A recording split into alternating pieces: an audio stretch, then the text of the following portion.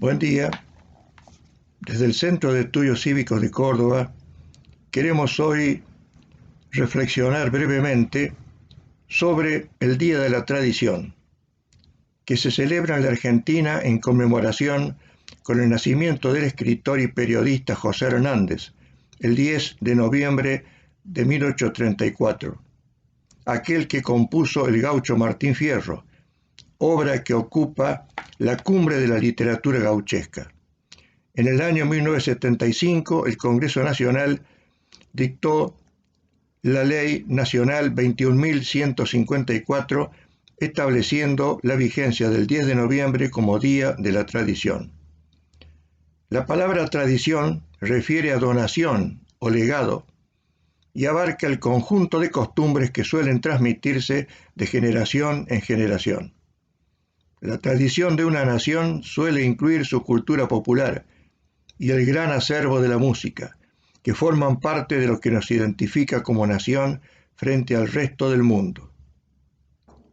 Lamentablemente, desde hace varias décadas, se han ido debilitando los lazos de la concordia o amistad civil, y se corre el riesgo cierto, si no hay un cambio de rumbo pronto, de que la Argentina desaparezca como nación.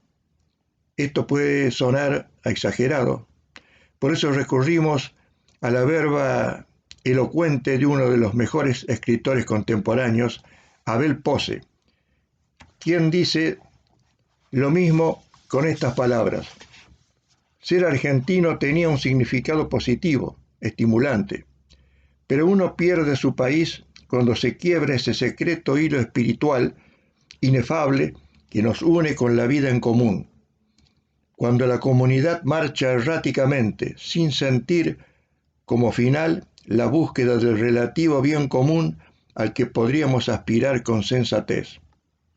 Pero estamos en un país dividido, donde la ciudadanía más capacitada y productiva permanece vacante de participación política. Hasta aquí las reflexiones de Abel Posse. Y para tratar de reflejar de un modo sintético, vamos a reiterar lo que hemos analizado en otro momento, en otro video, sobre el problema acuciante de la Argentina, el problema profundo que explica esto que hoy llamamos grieta, que no se inicia en los últimos años, sino que nace con la misma patria. Es este fenómeno sociológico o histórico al que llamamos las dos Argentinas. Para eso debemos rastrear en forma muy breve cómo se fue configurando nuestra patria. Consideramos que si se toma la expresión nación argentina en su sentido sociológico, como conjunto de personas que conviven en un mismo territorio, poseen características comunes y manifiestan el deseo de continuar viviendo juntas, ya existía antes del 25 de mayo. A partir del 29 de junio de 1550, con la fundación de la ciudad de Barco, actual Santiago del Estero, comienza la lenta formación de nuestra nación. Consideramos que en ocasión de las invasiones inglesas quedó en evidencia que la Argentina como nación estaba ya consolidada.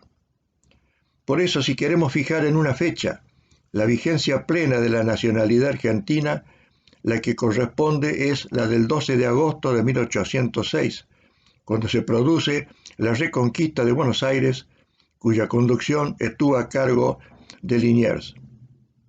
En base a lo anterior, debemos reconocer que desde antes del Cabildo de Mayo hubo, y se mantienen hasta el presente, dos enfoques o proyectos diferentes, en suma, dos Argentinas, como sostiene el historiador Víctor Sonego. El primer enfoque nace, como dijimos, el 12 de agosto de 1806 con la reconquista de Buenos Aires, y podemos llamarlo federal tradicionalista. El segundo enfoque surge en enero de 1809, cuando el Tratado Apodaca-Canning, celebrado entre España e Inglaterra, cuando este país, que había sido derrotado militarmente en el Río de la Plata, ofrece una alianza a España contra Francia, a cambio de facilidades para exportar sus productos. A este enfoque podemos llamarlo unitario colonial. No caben dudas que San Martín, por ejemplo, se identifica con el enfoque tradicionalista, que se manifiesta con el rechazo de las invasiones inglesas, se afirma con la Revolución de Mayo y la Guerra de la Independencia, y culmina con el combate de la Vuelta de Obligado que celebraremos dentro de pocos días, el 20 de noviembre. Quienes atacaron a San Martín y trabaron su gestión hasta impulsarlo a alejarse del país, se encuadran en el enfoque unitario. Son quienes consideraban más importante adoptar la civilización europea que lograr la independencia nacional, y por un indigno espíritu de partido, como decía San Martín, no vacilaron en aliarse al extranjero en la guerra de Inglaterra y Francia contra la Confederación.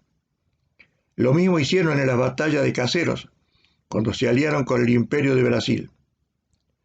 San Martín llegó a la conclusión de que para que el país pueda existir es de absoluta necesidad que uno de los dos partidos en cuestión desaparezca.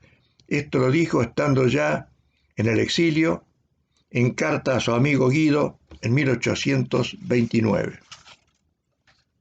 Una de las vías de difusión de la mentalidad unitaria colonial fue la masonería, que influyó en algunos próceres. Rodríguez Peña, por ejemplo, fue uno de los 58 residentes en el Río de la Plata que se incorporaron a las dos logias masónicas instaladas durante las invasiones inglesas, llamadas Estrella del Sur e Hijos de Irán. Otros dos formaron parte de la primera junta de gobierno, Mariano Moreno y Castelli, según consta en las memorias del capitán Gillespie.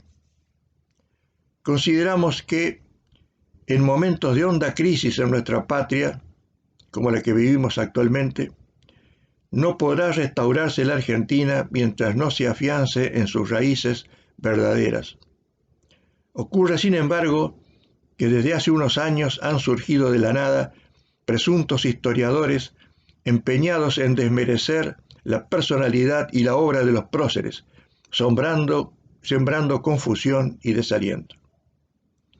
Un personaje de poca monta, Saturnino Rodríguez Peña, que ayudó a escapar al general Belfort y otros oficiales ingleses que estaban detenidos en la zona de Luján, luego de la invasión de 1806, fue premiado por sus servicios al Imperio Británico con una pensión vitalicia de 1.500 pesos fuertes.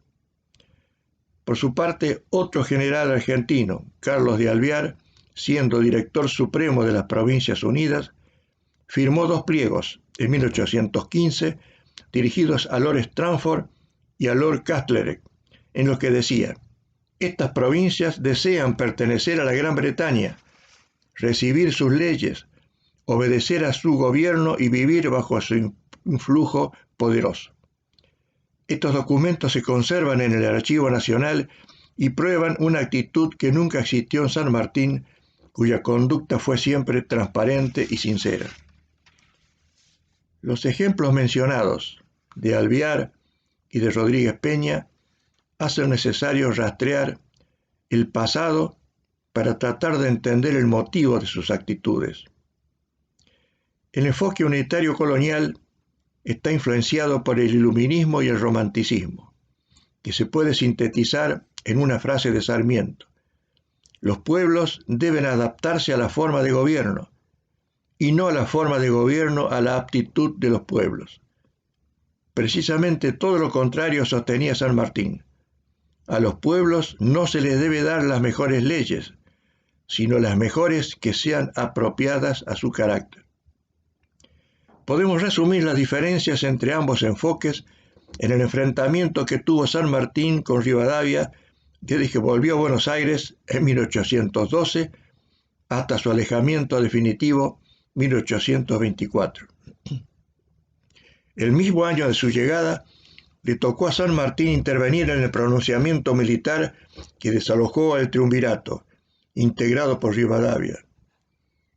Esta decisión obedeció a la incompetencia del gobierno, que no acertaba a entender hasta dónde se extendía la patria, y actuaba como si se limitara a la ciudad de Buenos Aires.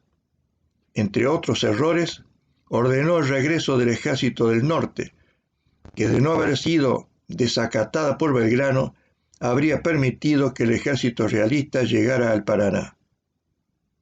Con respecto al interior, Rivadavia, que se ufanaba de no haber pasado nunca más allá de la Plaza Miserere, insistía en tratar a las provincias con altanería, considerando que la autoridad debía estar concentrada en la capital.